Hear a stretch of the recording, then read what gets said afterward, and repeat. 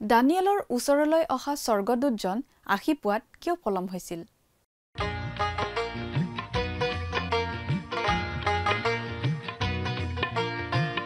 আজিৰে পবিত্ৰ ক্ষণতে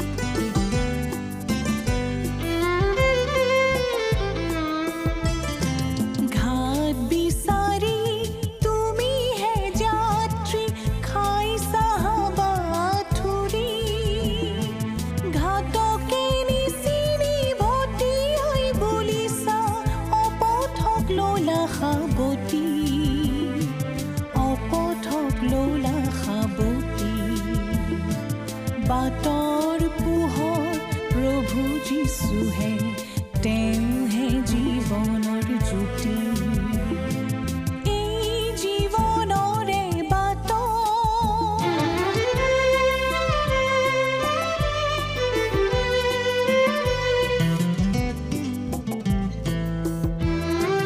বাট হেৰুৱা যিকোনো পথিকে যীশুতে নিজকে সপে যিশুৰ বাক্যই বাট দেখুৱাই ঠিকনা ওচৰ চাপে জটিল জীৱন শিথিল কৰি যদিহে যীশুক দিয়া শান্তিৰ কোমৰে শান্তি আনিব জোৰ পৰিব হিয়া জোৰ পৰিব হিয়া জনসমুদ্ৰৰ একাকী যাত্ৰাত যীশুহে ডগৰীয়া এই জীৱনৰে বাটত মন পিছলোৱা ঘাটত কঁপিছে হিয়া যদি খোজতে পৰিছে জ্যোতি এন্ধাৰকে কৰি বাট ভাৱনা এৰিছে মতি এই জীৱনৰে বাট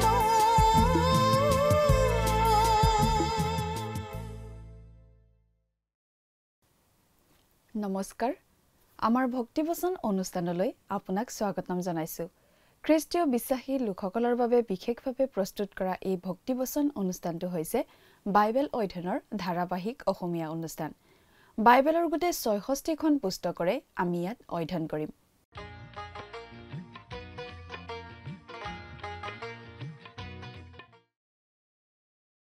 প্ৰিয় দৰ্শক, আপুনি যদি আমাৰ এই অনুষ্ঠানটো নিয়মিতভাৱে শুনি আছে তেনেহলে আপুনি নিশ্চয় জানে যে আমি আমাৰ আগৰটো অনুষ্ঠানত বাইবেলৰ পুৰণি নিয়ম খণ্ডৰ দানিয়েল নামৰ পুস্তকখনৰ 10 নম্বৰ অধ্যায়ৰ 1 নম্বৰ পদৰ পৰা 9 নম্বৰ পদলৈকে পঢ়ি তাৰ ভিত্তিত আগবঢ়োৱা আলোচনা আমি শুনিবলৈ পালো। আজিৰ অনুষ্ঠানত এই দানিয়েল পুস্তকৰ 10 নম্বৰ অধ্যায়ৰ 10 নম্বৰ পদৰ পৰা 21 নম্বৰ পদলৈকে পঢ়ি তাৰ ভিত্তিত আলোচনা আগবঢ়োৱা হ'ব। দানিয়েল পুস্তকৰ 10ৰ পৰা 12 এই শেষৰ তিনিটা অধ্যায়ক এটা দৰ্শন হিচাপে গণ্য কৰা উচিত। এই দৰ্শনৰ কথাখিনিৰ সম্পৰ্ক অদূৰ ভৱিষ্যত আৰু শেষৰ দিনৰ ইছৰাইল জাতিৰ সৈতে জড়িত। উদাহৰণস্বৰূপে ঐতিহাসিক সৰু সিং আৰু লগতে শেষৰ দিনৰ সৰু সিঙৰ কথাও আছে। কিছুমান ব্যাখ্যাকাৰীয়ে এই শেষৰটো দৰ্শনক দানিয়েলৰ সকলো দৰ্শনৰ ভিতৰত আটাইতকৈ ডাঙৰ দৰ্শন বুলি গণ্য কৰে। সঁচাকৈয়ে ই এটা গুৰুত্বপূৰ্ণ অংশ। এই দৰ্শনত থকা বহু কথা ইতিমধ্যে পূৰ্ণ হৈছে, কিন্তু কিছুমান ভৱিষ্যতে ফলিয়াবলগীয়াও হৈ আছে। সেইবোৰ শেষ দিনত পূৰ্ণ হ'ব। কিছুমান এনে ভৱিষ্যতবাণী আছে যিবোৰ নিকট আৰু স্থানীয় পূৰ্ণতাও আছে, আৰু ভৱিষ্যতে ফলিয়াবলগীয়া কথাও আছে।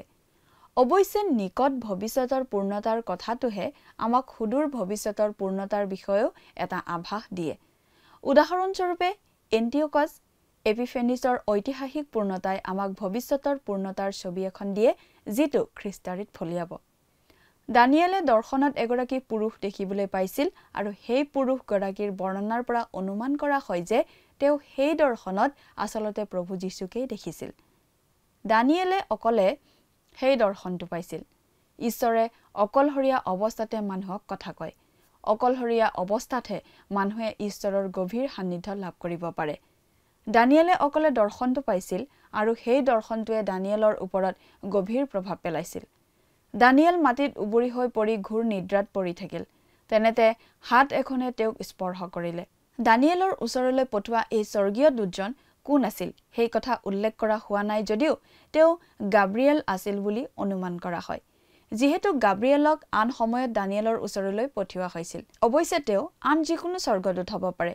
সেই দূতে দানিয়েলক মাতিলে, আৰু দানিয়েল উবুৰি খাই পৰি থকাৰ পৰা দুখাত আৰু আঁঠুত ভৰি দি উঠিল। দানিয়েলক এই কথাটো সোঁৱৰাই দিয়া হয় যে তেওঁ ঈশ্বৰৰ অতি প্ৰিয়। আহকচোন এতিয়া আমি মূল আলোচনাটোৰ মাজলৈ আগবাঢ়ি যাওঁ। আমাৰ মহান ত্ৰাণকৰ্তা প্ৰভু যীশুখ্ৰীষ্টৰ নামত নমস্কাৰ প্ৰিয় শ্ৰোতা। আজিৰ অনুষ্ঠানত আমি এই দানিয়েল পুস্তকখনৰ 10 নম্বৰ অধ্যায়ৰ 10 নম্বৰ পদৰ পৰা আমাৰ আলোচনা আৰম্ভ কৰিব খুজিছোঁ। এই দানিয়েল পুস্তকখন হৈছে এখন ভাৱবাণীমূলক পুস্তক। ভৱিষ্যতে ঘটিবলগীয়া কিছুমান কথা ইয়াত আমাক জনাই দিয়া হৈছে। তাৰে কিছুমান ইতিমধ্যেই ঘটি গ'ল, আৰু কিছুমান এতিয়াও ঘটিবলৈ বাকী আছে। আৰু ইয়াৰ যোগেদি আজি আমি শিকিবলগীয়া অনেক কথা আছে। আমি এতিয়া বাইবেল অধ্যয়নৰ পিনে আগবাঢ়োঁ। আপুনি আপোনাৰ বাইবেলখন মেলি লৈছেনে বাৰু? প্ৰিয় শ্ৰোতা, যোৱা অনুষ্ঠানত আমি আলোচনা কৰিছিলোঁ দানিয়েলে দেখা এটা দৰ্শনৰ বিষয়ে। আজিও আমি সেই বিষয়েই আলোচনা কৰিম। সেই দৰ্শনটো দেখাৰ পাছত দানিয়েল শাৰীৰিকভাৱে অতিশয় দুৰ্বল হৈ পৰিছিল বুলি আমি ইতিমধ্যে পঢ়িবলৈ পাইছিলোঁ। নিশ্চয় দানিয়েল লেটুখেটু হৈ মাটিত বাগৰি পৰিছিল। দানিয়েল তেনেকুৱা অৱস্থাত থাকোঁতেই এখন হাতে দানিয়েলক স্পৰ্শ কৰিলে। বাইবেলৰ পৰা পাঠ কৰি দিম।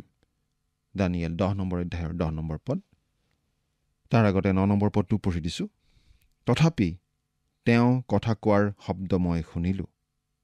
তেওঁ কথা কোৱাৰ সেই শব্দ শুনা সময়ত মই মাটিত উবুৰি হৈ পৰি ঘোৰ নিদ্ৰাত আছিলোঁ।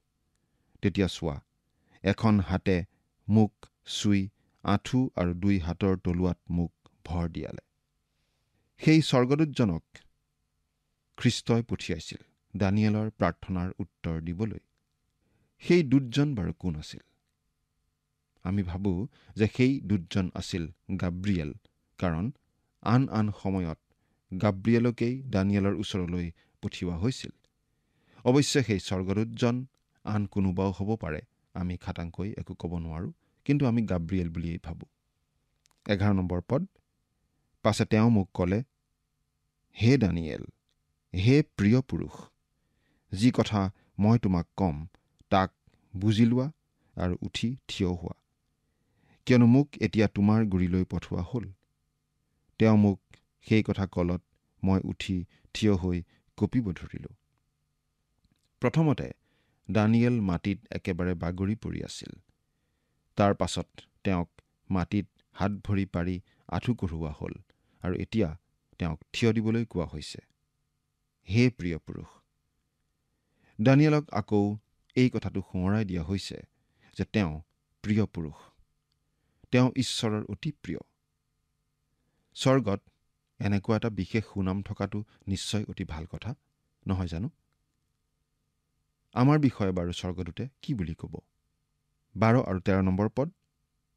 তেতিয়া তেওঁ মোক ক'লে, হে দানিয়েল, ভয় নকৰিবা, কিয়নো তুমি বুজিবলৈ আৰু নিজ ঈশ্বৰৰ আগত নিজকে নম্ৰ কৰিবলৈ মন থিৰ কৰাৰ প্ৰথম দিনৰে পৰা তোমাৰ বাক্য শুনা গৈছে আৰু তোমাৰ বাক্যৰ কাৰণে মই আহিলোঁ।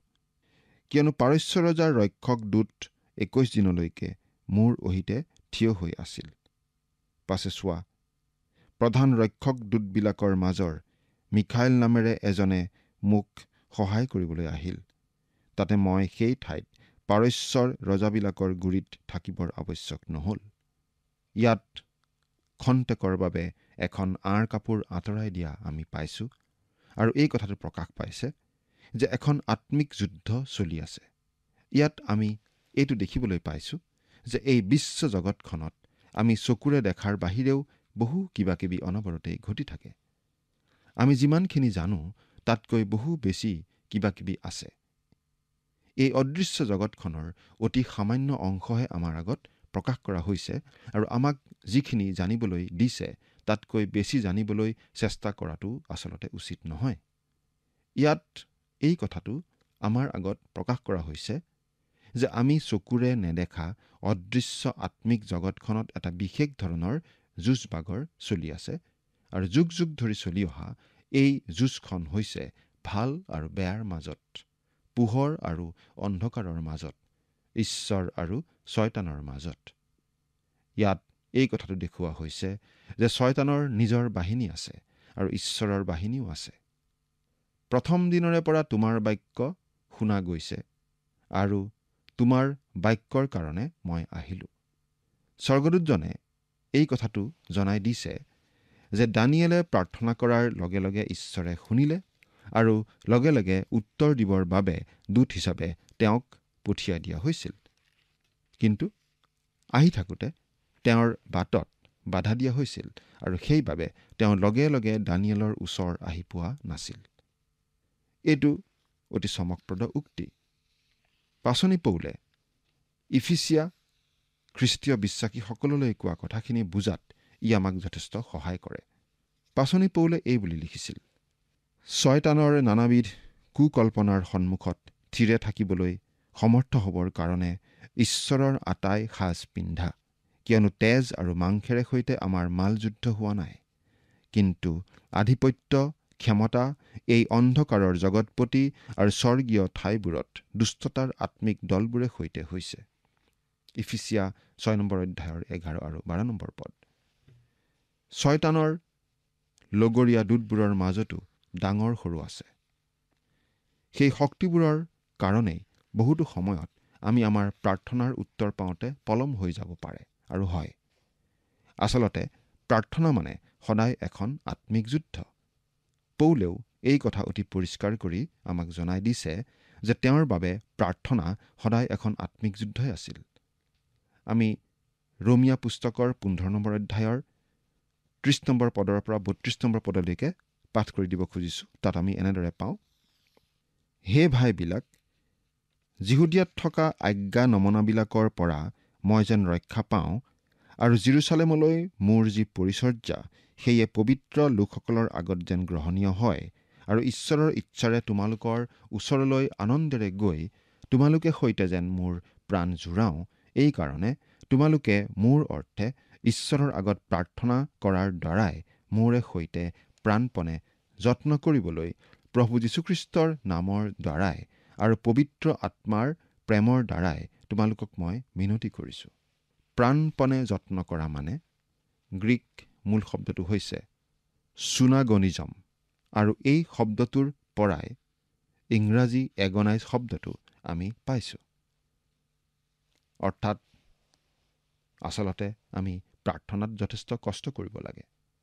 আজিকালি কিন্তু প্ৰাৰ্থনা বিষয়টো অতি লঘু বা পাতল বিষয় যেন কৰি পেলোৱা হৈছে। আজিকালি আমি শুনিবলৈ পোৱা বেছিভাগ প্ৰাৰ্থনাতেই আমি নানা ৰহণ লগোৱা শব্দ বা বাক্যহে শুনো, নাইবা অতি গভীৰ তত্ত্বমূলক শব্দ বা বাক্য কিছুমান ব্যৱহাৰ কৰা আমি শুনিবলৈ পাওঁ। কিন্তু আমি ভাবোঁ যে এনে ডাঙৰ ডাঙৰ ৰহণ লগোৱা শব্দ নাইবা গভীৰ তত্ত্বমূলক শব্দ নোহোৱাকৈ প্ৰাৰ্থনা কৰাটো বেছি সুবিধাজনক।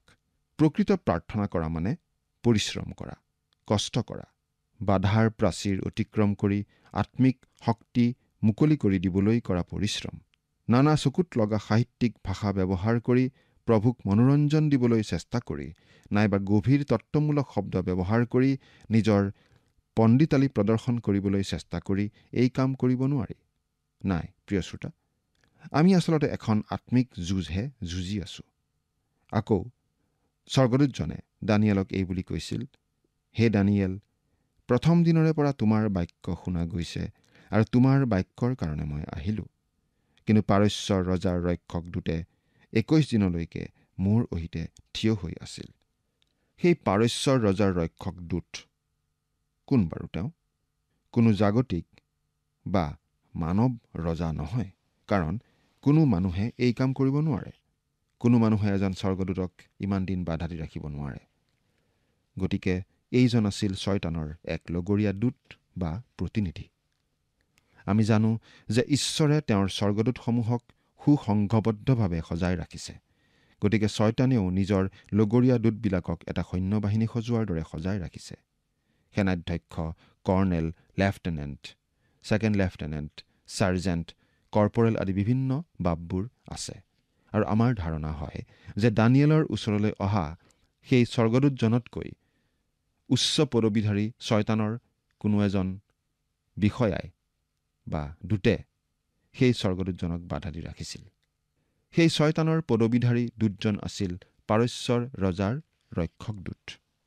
গতিকে স্বৰ্গদূতজন আহিব পৰা নাছিল আৰু তেওঁক বিশেষ সহায়ৰ প্ৰয়োজন হৈছিল। আৰু স্বৰ্গদূতবিলাকৰ প্ৰধান দূত মিখায়েল নিজে আহি সেই স্বৰ্গদূতজনক সহায় কৰি দিবলগীয়া হৈছিল। সেই স্বৰ্গদূতজনক বাট ভেটি কিয় ধৰা হৈছিল বাৰু? কাৰণ দানিয়েলক পাৰস্য সাম্ৰাজ্য আৰু গ্ৰীক সাম্ৰাজ্যৰ বিষয়ে কথা জনাবলৈ সেই স্বৰ্গদূতজনক পঠিওৱা হৈছিল। স্বৰ্গদূতজন দানিয়েলৰ ওচৰলৈ আহি আছিল। আমি পিছৰটো অধ্যায়তেই সেই কথা জানিবলৈ পাম। এই বিশেষ কথাখিনি দানিয়েলৰ আগত প্ৰকাশ পোৱাটো শয়তানে নিশ্চয় বিচৰা নাছিল। এয়া আছিল গোপন কথা, আৰু এই গোপন কথা মানুহে জনাটো শয়তানে বিচৰা নাছিল। কিন্তু দানিয়েলে সেই কথা জানিবলৈ পোৱাটো ঈশ্বৰে বিচাৰিছিল। প্ৰধান ৰক্ষক দূতবিলাকৰ মাজৰ মিখায়েল নামেৰে এজনে মোক সহায় কৰিবলৈ আহিল। তাতে মই সেই ঠাইত পাৰস্যৰ ৰজাবিলাকৰ গুৰিত থাকিবৰ আৱশ্যক নহ'ল। আমি এই কথাটো বুজি পাওঁ যে পাৰস্যৰ ৰজাবিলাকৰ সৈতে কিবা এখন আত্মিক যুঁজ চলি আছিল। আমি জানো যে সেই সময়ত দানিয়েলো পাৰস্য ৰাজ্যতেই আছিল। গতিকে স্বৰ্গীয় বাহিনীৰ সহায়ৰ প্ৰয়োজন হৈছিল। আচলতে দানিয়েলক সিংহৰ গাঁতত পেলোৱাৰ সেই সময়ছোৱাৰ কথা এইবিলাক। গতিকে আমি বুজি পাওঁ যে দানিয়েলে একো গম পোৱা নাছিল, কিন্তু ঈশ্বৰে দানিয়েলৰ অজ্ঞাতে দানিয়েলৰ হৈ কাৰ্য কৰি আছিল, যুঁজ কৰি আছিল ঈশ্বৰৰ লগৰীয়া স্বৰ্গদূতবিলাকে। প্ৰিয় শ্ৰোতা, খ্ৰীষ্টীয় বিশ্বাসী হিচাপে আপুনি এই কথাটো জনা উচিত যে আমি আচলতে এখন আত্মিক যুদ্ধৰ মাজত আছোঁ। আৰু এই কথাটো সঁচাকৈ অতি গুৰুতৰ কথা যে শয়তানে প্ৰায়েই আমাৰ প্ৰাৰ্থনাৰ জীৱনত বাধা জন্মায়। ৰাজহুৱা বা সমজুৱা প্ৰাৰ্থনা আৰু প্ৰাৰ্থনা সভাবিলাক ইমান জীৱনহীন যেন লাগে। আৰু এই কাৰণেই লাগে কাৰণ তালৈ যোৱা প্ৰায়বিলাক মানুহেই সৰু সৰু সুন্দৰ সুন্দৰ চমক লগা প্ৰাৰ্থনা মাত্ৰ আগবঢ়ায়, কিন্তু আত্মিক যুঁজ এখন যে চলি আছে সেই কথাটো অনুভৱেই নকৰে। এজন বিশেষ ক্ষমতা সম্পন্ন ব্যক্তি অৰ্থাৎ শয়তানৰ আৰু শয়তানৰ লগৰীয়া দূতবিলাকৰ বিৰুদ্ধে যে এখন যুঁজ চলি আছে স্বৰ্গদূতবিলাকৰ, সেই কথা আমি অনুভৱ প্ৰায়ে নকৰোঁ। এখন যুঁজ চলি আছে, আমি যুঁজিব লাগিব আৰু জয়যুক্ত হ'ব লাগিব। পাচনি পৌলে এই বিষয়ে এনেদৰে উল্লেখ কৰিছে। 2 কৰিন্থিয়া 10 নম্বৰ অধ্যায়ৰ 3 নম্বৰ পদৰ পৰা 5 নম্বৰ পদলৈকে আমি এনেদৰে পঢ়িবলৈ পাওঁ। কিয়নো আমি মাংসত চলিলেও মাংস অনুসাৰে যুদ্ধ নকৰোঁ, কিয়নো আমাৰ যুদ্ধৰ অস্ত্ৰ শস্ত্ৰ মাংসিক নহয়, কিন্তু দুৰ্গ ভাঙিবলৈকো ঈশ্বৰৰ আগত বলৱান। আমি মনৰ তৰ্ক বিতৰ্ক আৰু ঐশ্বৰিক জ্ঞানৰ বিৰুদ্ধে উত্থাপিত হোৱা ওখ বিষয় সকলোকে ভাঙি পেলাই সকলো কল্পনাক বন্দী কৰি খ্ৰীষ্টৰ আজ্ঞাধীন কৰিছোঁ। প্ৰিয় শ্ৰোতা, খ্ৰীষ্টীয় বিশ্বাসী হিচাপে জীৱন কটোৱা কথাটো আচলতে আমি ভবাতকৈ বহু বেছি গভীৰ। আমাৰ জীৱনত আমি পবিত্ৰ আত্মাৰ কিমান ক্ষমতা আৰু প্ৰভু যীশুৰ কিমান উপস্থিতি পোৱা উচিত সেই কথাটো বুজি পোৱা উচিত। আমি যে আচলতে এখন আত্মিক যুঁজত জড়িত হৈ আছো সেই কথা আমি বুজি পোৱা উচিত, উপলব্ধি কৰা উচিত। 14 নম্বৰ পদ, এতিয়া শেষকালত তোমাৰ জাতিলৈ যি ঘটিব তাকে তোমাক বুজাই দিবলৈ মই আহিলোঁ, কিয়নো এই দৰ্শনৰ কথাবোৰ ঘটিবলৈ এতিয়াও বহু দিন আছে। আচলতে দানিয়েল পুস্তকখনৰ বাকী থকা অংশখিনি বুজি পাবৰ বাবে দুৱাৰ মুকলি কৰিবলৈ এইটো এটা চাবিকাঠিৰ নিচিনা। এই সামৰণিৰ দৰ্শনটোৰ 3টা বিশেষ বৈশিষ্ট্য আছে। এই দৰ্শনটো আচলতে তোমাৰ জাতিৰ সৈতে জড়িত। গতিকে আমি ভাবোঁ যে আমি অতি দৃঢ়ভাৱে এই বুলি ক'ব পাৰোঁ যে এই দৰ্শনটো ইছৰাইল জাতিৰ সৈতে জড়িত। ইছৰাইল জাতিৰ বিষয়েই এই দৰ্শনৰ যোগেদি ঈশ্বৰে কথা কৈছিল। আন ধৰণে এই কথাখিনিৰ ব্যাখ্যা দিব পৰা নাযায়। তোমাৰ লোক মানে দানিয়েলৰ নিজৰ জাতিৰ লোক, অৰ্থাৎ ইছৰাইল জাতিক বুজোৱা হৈছে। দ্বিতীয়তে, এই কথাখিনি সফল কৰা হ'ব শেষকালত। গতিকে দানিয়েল ভাৱবাদীয়ে দেখা 70 সপ্তাহৰ দৰ্শনৰ শেষৰ সপ্তাহটোত এই সকলোবিলাক ঘটিব বুলি আমি বুজি পাওঁ। অৰ্থাৎ ভৱিষ্যতে পৃথিৱীত হ'বলগীয়া সেই মহাক্লেশৰ সময়ছোৱাতেই এই সকলোবিলাক ঘটিব। শেষকাল মানে সেই মহাক্লেশৰ সময়ছোৱাৰ শেষৰ পিনে এই সকলোবিলাক ঘটিব।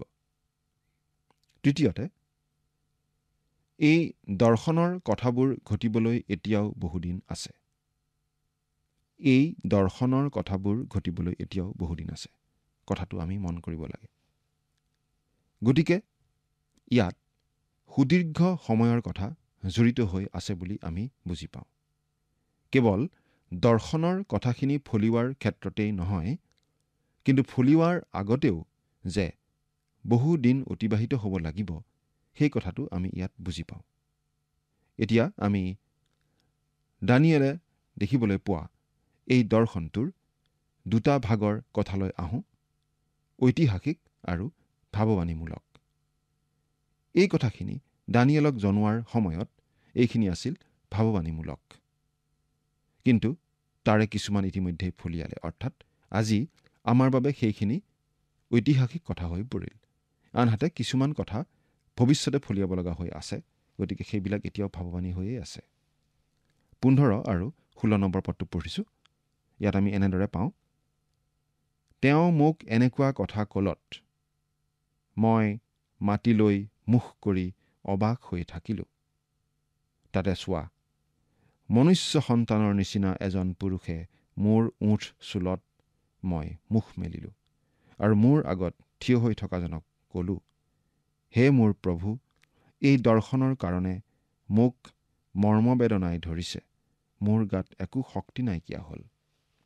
আমি এই কথাটো সহজেই বুজিছোঁ যে এই বিশেষ দৰ্শনটোৱে দানিয়েলক শাৰীৰিকভাৱে যথেষ্ট প্ৰভাৱিত কৰিছিল। 17 আৰু 18 নম্বৰ পদ, কাৰণ মোৰ প্ৰভুৰ এই দাসে কেনেকৈ মোৰ এই প্ৰভুৰ লগত কথা হ'ব পাৰে, কিয়নো মোৰ বিষয়ে ক'বলৈ গ'লে তেতিয়াৰে পৰা মোৰ গাত সমূলি বল নাইকিয়া হ'ল আৰু মোত উশাহো নাইকিয়া হ'ল। আজি যদি কোনোবা মানুহে কয় যে তেওঁ এজন স্বৰ্গদূতৰ দৰ্শন পাইছে, কিন্তু যদি তেওঁৰ ওপৰত কোনো প্ৰভাৱ নপৰে, তেনেহ'লে আমাৰ মনত এই সন্দেহ নিশ্চয় উপজিব যে তেওঁ সঁচাকৈ স্বৰ্গদূতৰ দৰ্শন পাইছে নে নাই। কিন্তু দানিয়েলে দেখা সেই দৰ্শনে দানিয়েলৰ ওপৰত যথেষ্ট প্ৰভাৱ পেলাইছিল বুলি আমি ইয়াত পঢ়িবলৈ পাইছোঁ। 19 আৰু 20 নম্বৰ পদ, তাৰ আগতে 18 নম্বৰ পদটো পঢ়ি দিছোঁ। তেতিয়া মানুহৰ আকৃতিৰ সেই পুৰুষজনে পুনৰাই চুই মোক সবল কৰিলে আৰু তেওঁ ক'লে, হে প্ৰিয় পুৰুষ, ভয় নকৰিবা, তোমাৰ শান্তি হওক, তুমি সবল হোৱা। হয়, সবল হোৱা। তেওঁ মোক ক'লত মই সবল হৈ ক'লোঁ, মোৰ প্ৰভুৱে কওক, কিয়নো আপুনি মোক সবল কৰিলে। তেতিয়া তেওঁ মোক ক'লে, মই তোমাৰ ওচৰলৈ কি নিমিত্তে আহিলোঁ তাক তুমি জানিছানে? এতিয়া মই পাৰস্যৰ ৰক্ষক দূতৰ লগত যুদ্ধ কৰিবলৈ উলটি যাওঁ আৰু চোৱা, মই গুচি গ'লেই জাবনৰ ৰক্ষক দূতজন আহিব। গ্ৰীক দেশক প্ৰতিনিধিত্ব কৰা আন এটা দূত আহিব, অৰ্থাৎ শয়তানৰ আন এক সহচৰ দূত আহিব।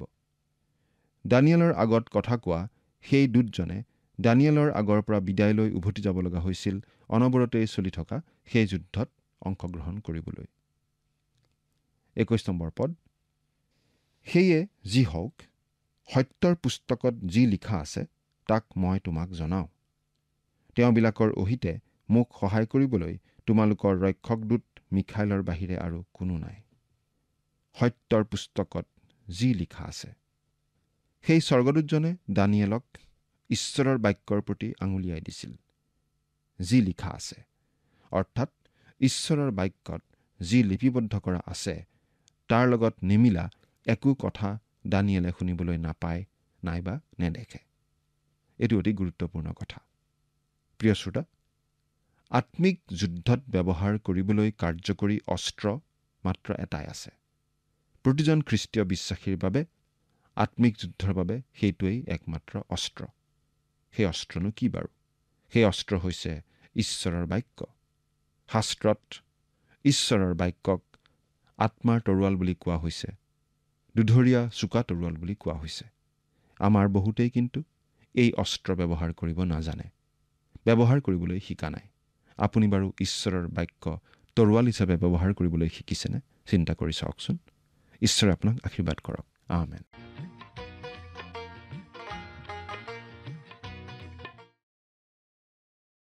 দানিয়েলক ইছৰাইল জাতিৰ ভৱিষ্যতৰ বিষয়ে জনাবলৈ অহা স্বৰ্গদূতজনক পাৰস্যৰ ৰক্ষক দূতে বাধা দি ৰাখিছিল আৰু মিখায়েলে আহি সহায় কৰাতে তেওঁ দানিয়েলৰ ওচৰলৈ আহি পালে।